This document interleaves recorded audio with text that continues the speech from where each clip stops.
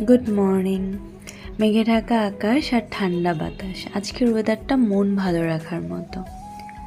আজকে আমার অফিসের একটা প্রোগ্রামে আমাকে শাড়ি পরে যেতে হবে। এখানে আমার শাড়ির কালেকশন খুব একটা নেই বললেই চলে, সবই বাড়িতে রাখা। আর যা আছে তার মধ্যে আমি এই জামদানি শাড়িটা বেছে নিলাম।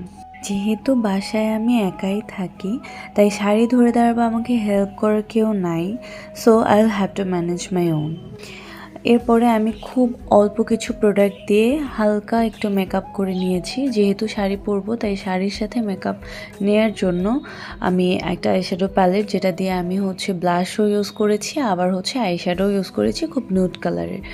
তার মধ্যে আমি একটা মাস্কারা এবং লিপ লাইনার, লিপস্টিক অ্যান্ড টিপ আর একটু সিঁদুর। ব্যাস, আমার মেকআপ ডান।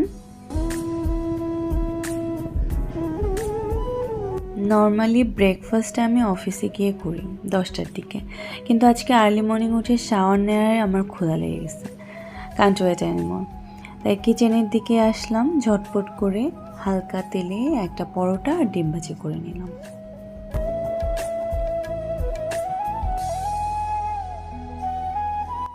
খেতে খেতে ভাবছিলাম, এই বৃষ্টিতে শাড়ি পরে অফিস যাওয়া আসা is not a good idea.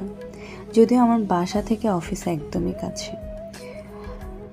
আমি একাই মোটামুটি শাড়িটা পরে নেওয়ার ট্রাই করছি এবং ফাইনালি আমি পরেও ফেলেছি, তাও আবার জামদানি শাড়ি। Mission accomplished. যেহেতু প্রোগ্রামটা আমার রেগুলার অফিস আওয়ারের পরে, তাই একটু এক্সট্রা পিন আপ করে নিলাম, কারণ আমার অফিসে কোনো ফিমেল কলিগ নেই যাকে দরকার হলে বলতে পারবো। Better safe than sorry.